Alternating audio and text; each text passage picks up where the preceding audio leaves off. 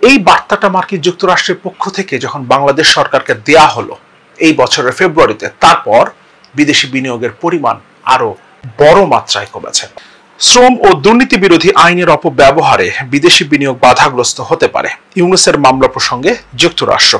দুর্নীতির অভিযোগে সাবেক সেনাপ্রধান আজিজ আহমেদের বিরুদ্ধে নিষেধাজ্ঞার ধাক্কা সামাল দেবার আগেই বাংলাদেশ সরকারকে আরেকটা কঠোর বার্তা দিয়েছে মার্কিন যুক্তরাষ্ট্র। এই মুহূর্তে বাংলাদেশ সরকারের জন্য সবচেয়ে বড় চ্যালেঞ্জ অর্থনৈতিক ক্রাইসিস মোকাবেলা করা। আমরা জানি ইতোমধ্যে রিজার্ভ $12 বিলিয়ন ঘরে চলে এসছে এবং গত কয়েক মাসে আমরা $5 বিলিয়ন ঋণ পরিশোধে ব্যর্থ হয়েছি এবং আগামীকাল যে বাজেটটা দেওয়া হচ্ছে সেখানে 1.25 লাখ কোটি টাকা রাখা হয়েছে শুধুমাত্র ঋণের সুদ পরিশোধ করবার জন্য। আসল টাকা আমরা এখন পর্যন্ত পরিশোধ করতে শুরু করিনি, কিন্তু আগামী কয়েক মাসের মধ্যে এবং 2026 আসতে আসতে প্রায় সবগুলো মেগা প্রকল্পের গ্রেস পিরিয়ড শেষ হবে এবং তখন আমাদের আসল পরিশোধ করতে শুরু করতে হবে।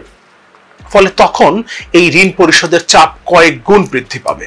এই মুহূর্তেও আমাদের উপরে ঋণ পরিশোধের যে চাপ আছে, অর্থনীতির যে চাপটা আছে সরকারের উপরে, সেটা সামাল দেয়া তাদের পক্ষে কোনোভাবেই সম্ভব হচ্ছে না। এর মধ্যেই যদি বিদেশি বিনিয়োগ কমে যায়, বিদেশি বিনিয়োগ যদি বাধাগ্রস্ত হয়, তাহলে সরকার কোনোভাবেই এই অর্থনৈতিক সংকটকে সামাল দিতে পারবে না এবং এটা তার ক্ষমতায় টিকে থাকার জন্য চ্যালেঞ্জ হবে। কারণ সরকারের অত্যন্ত ঘনিষ্ঠ মিত্ররাও এখন তাদের পাওনা টাকার জন্য সরকারকে চাপ দিতে শুরু করেছে।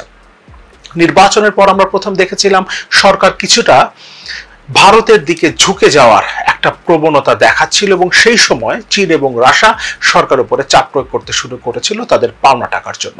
এবং আমরা সর্বশেষ দেখেছি মোদির অত্যন্ত ঘনিষ্ঠ অলিগার্ক আদানি তাদের প্রতিনিধি পাঠিয়েছিলেন এবং তারা অর্থমন্ত্রীর সাথে সাক্ষাৎ করে তাদের পাওনা 5,000 কোটি টাকার জন্য চাপ দিয়েছে।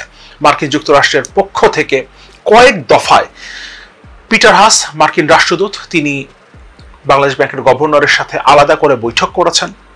এরপর ডোনাল্ড লু আসলেন, তিনিও বাংলাদেশে মার্কিন যুক্তরাষ্ট্রের বিনিয়োগকারীরা যাতে তাদের লভ্যাংশ সময় মতো পায় সেটার জন্য চাপ দিয়েছেন। এবং এরপর প্রতিনিধি দল এসেছিলেন একটা, তারাও সরকারের বিভিন্ন পর্যায়ে সাক্ষাৎ করেছেন এবং বাংলাদেশ ব্যাংকের গভর্নরের সাথে আলাদা করে বৈঠক করেছেন এবং একই ব্যাপারে তারাও চাপ প্রয়োগ করেছে। সুতরাং অর্থনৈতিকভাবে এখন সরকার প্রচন্ড রকম একটা চাপের মধ্যে আছে। এই সময়ে মার্কিন যুক্তরাষ্ট্র বলছে আগামী দিনে বাংলাদেশে বিদেশি বিনিয়োগ বাধাগ্রস্ত হতে পারে। কেন বলছে সেই জায়গাটাতে আসবো।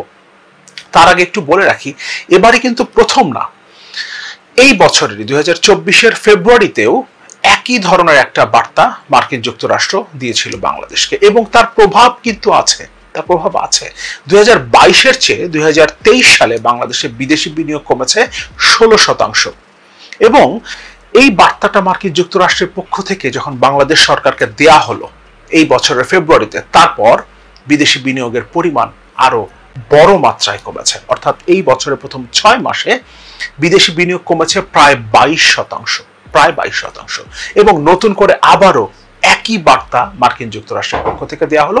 মার্কিন স্টেট ডিপার্টমেন্টের মুখপাত্র ম্যাথিউ মিলার এটা জানিয়েছেন এবং 2024 সালের অর্থাৎ এই বছরেরই ফেব্রুয়ারি মাসে যখন এই বার্তাটা মার্কিন যুক্তরাষ্ট্রের পক্ষ থেকে দেওয়া হয়েছিল তখনও ম্যাথিউ মিলারই আমাদেরকে জানিয়েছিলেন। কি বলছেন তিনি আমরা একটু দেখি। শ্রম ও দুর্নীতি বিরোধী আইনের অপব্যবহারে বিদেশি বিনিয়োগ বাধাগ্রস্ত হতে পারে, ইউনুসের মামলা প্রসঙ্গে যুক্তরাষ্ট্র। নোবেলজয়ী ডক্টর মোহাম্মদ ইউনুসের বিরুদ্ধে মানি লন্ডারিং প্রতিরোধ আইনে ঢাকার আদালতে চলা মামলার প্রসঙ্গটি উঠে এসেছে যুক্তরাষ্ট্রের পররাষ্ট্র মন্ত্রণালয়ের নিয়মিত ব্রিফিংয়ে। ওয়াশিংটনের স্থানীয় সময় গতকাল মঙ্গলবার ব্রিফিংয়ে মার্কিন পররাষ্ট্র মন্ত্রণালয়ের মুখপাত্র ম্যাথিউ মিলার এ বিষয়ে সাংবাদিকদের প্রশ্নের জবাব দেন। মিলার বলেন, শ্রম ও দুর্নীতি বিরোধী আইনের অপব্যবহার বাংলাদেশে বিদেশি বিনিয়োগের ক্ষেত্রে বাধা হয়ে দাঁড়াতে পারে।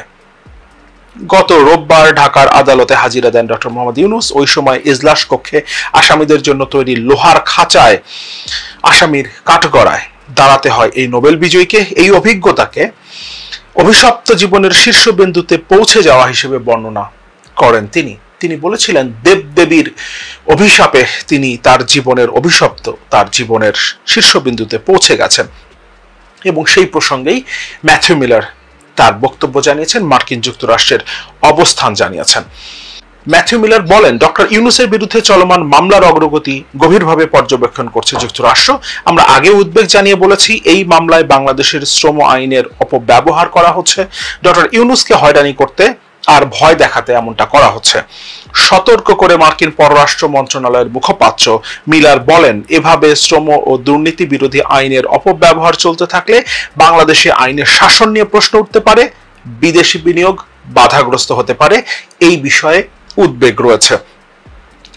সবচেয়ে গুরুত্বপূর্ণ লাইন এটা, মিলার বলেন, ডক্টর ইউনূসের আপিল প্রক্রিয়া চলমান, কিন্তু কোনো দৃশ্যমান পদক্ষেপ দেখছি না। মার্কিন যুক্তরাষ্ট্র কিন্তু ডক্টর ইউনূস ইস্যুতে কথা বলছে অনেক আগে থেকে, 1 বছরের বেশি সময় ধরে তারা ডক্টর ইউনূসের বিষয়ে কথা বলছে এবং ম্যাথিউ মিলার বলছেন সরকার তাকে ভয়ভীতি দেখানোর জন্য, অপদস্থ করবার জন্য এবং চাপে রাখবার জন্যই আইনের অপব্যবহার করছে। ম্যাথিউ মিলার পরিষ্কারভাবে এই কথাটা জানিয়েছেন। এই বছরের ফেব্রুয়ারিতে যখন একই বিষয়ে যুক্তরাষ্ট্র কথা বলেছিল, সেই রিপোর্টটা একটু দেখি। ইউনূসের বিচার প্রক্রিয়া বিদেশি বিনিয়োগ বাধাগ্রস্ত করতে পারে, যুক্তরাষ্ট্র বলছে। যুক্তরাষ্ট্রের পররাষ্ট্র দপ্তরের মুখপাত্রের ভাষায়, ইউনূসের বিরুদ্ধে শ্রম আইনের মামলাটির বিচার হয়েছে অস্বাভাবিক গতিতে। তখন বলা হয়েছে, নোবেলজয়ী মোহাম্মদ ইউনূসের বিচারের ঘটনায় উদ্বিগ্ন যুক্তরাষ্ট্র এবার বাংলাদেশকে সতর্ক করল বিদেশি বিনিয়োগ নিয়ে। মঙ্গলবার যুক্তরাষ্ট্রের পররাষ্ট্র দপ্তরের ব্রিফিং এ এক প্রশ্নে মুখপাত্র ম্যাথিউ মিলার বলেন, আমরা উদ্বিগ্ন শ্রম এবং দুর্নীতি দমন আইনের অপব্যবহারের যে ধারণা তৈরি হচ্ছে সেটা আইনের শাসনকে প্রশ্নবিদ্ধ করতে এবং ভবিষ্যতে সরাসরি বিদেশি বিনিয়োগ প্রাপ্তিকে বাধাগ্রস্ত করতে পারে। একই কথাই, এক্স্যাক্টলি একই কথাই তিনি আবারও রিপিট করেছেন। তখনও বলেছিলেন আইনের শাসনকে প্রশ্নবিদ্ধ করতে পারে এবং বিদেশি বিনিয়োগ বাধাগ্রস্ত করতে পারে। তিনি নতুন করে একই কথা বলেছেন, আইনের শাসনকে প্রশ্নবিদ্ধ করতে পারে এবং বিদেশি বিনিয়োগকে বাধাগ্রস্ত করতে পারে। কিন্তু এবার তিনি নতুন করে একটা কথা বলেছেন, আইনের শাসন নিশ্চিত করা যাদের দায়িত্ব, তাদেরকে বারবার চাপ দেবার পরেও, মার্কিন যুক্তরাষ্ট্র তাদেরকে বারবার অর্থাৎ সরকারকে চাপ দেবার পরেও তারা কোনো ধরনের দৃশ্যমান অগ্রগতি দেখছে না। এই কথাটা আবার ম্যাথিউ মিলার এবার যখন যুক্তরাষ্ট্রের পক্ষ থেকে সরকারকে সতর্ক করা হলো তখন অ্যাড করেছে। এবং যুক্তরাষ্ট্র যে স্টেপের কথা বলছে অর্থাৎ বিদেশি বিনিয়োগ বাধাগ্রস্ত হওয়া, সেটার কি প্রভাব পড়ছে এটা আমরা একটু দেখি। বিজনেস স্ট্যান্ডার্ডের রিপোর্ট, 2023 সালে দেশে বিদেশি বিনিয়োগ 16% কমেছে। এখানে বলছে কেন্দ্রীয় ব্যাংকের তথ্য বলছে 2023 সাল শেষে দেশের নিট এফডিআই হয়েছে $3 বিলিয়ন। 2022 সালে যা ছিল $3.48 বিলিয়ন, অর্থাৎ 1 বছরের ব্যবধানে এফডিআই প্রবাহ $475 মিলিয়ন কমেছে, যেটাকে বলা হচ্ছে আগের বছরের তুলনায় 16% কম। এবং এই বছরের প্রথম 6 মাসে এটা প্রায় 22% কমেছে আগের বছরের তুলনায়। তার মানে ফেব্রুয়ারিতে মার্কিন যুক্তরাষ্ট্রের পক্ষ থেকে সরকারকে যে সতর্ক বার্তা দেয়া হয়েছিল সেটা কাজ করতে শুরু করেছে এবং নতুন করে আবারও মার্কিন যুক্তরাষ্ট্র একই বার্তা, একই সতর্ক বার্তা সরকারকে জানালো। ফলে মার্কিন নিষেধাজ্ঞায় আসলে, কোনো ব্যক্তি বা প্রতিষ্ঠানের উপরে কোনো নিষেধাজ্ঞা আসলে সেটাকে আমরা যত বড় স্টেপ হিসেবে দেখি, আমরা এই বক্তব্যকে, এই সতর্ক বার্তাকে হয়তোবা সেই স্টেপ হিসেবে দেখছি না বা অত কঠোর অবস্থান হিসেবে দেখছি না, কিন্তু এটা সরকারকে প্রচন্ড রকম বিপদে ফেলতে পারে। কারণ এই মুহূর্তে সরকারের জন্য সবচেয়ে বড় চ্যালেঞ্জ অর্থনৈতিক সংকট মোকাবেলা করা, এবং অর্থনৈতিক সংকট যদি তারা মোকাবেলা করতে না পারে তাহলে যাদেরকে দিয়ে, যাদের শক্তিতে তারা ক্ষমতায় আছে বলে আমরা মনে করি, সরকারের অতি আপনজন, সরকারের খুব কাছের বন্ধু ভারতও এখন সরকারের উপরে পাওনা টাকার জন্য চাপ দিচ্ছে, এবং সেটাও ভারতের ক্ষমতাসীন দলের ক্ষমতাসীন প্রধানমন্ত্রীর অত্যন্ত কাছের আদানি গ্রুপের পক্ষ থেকে।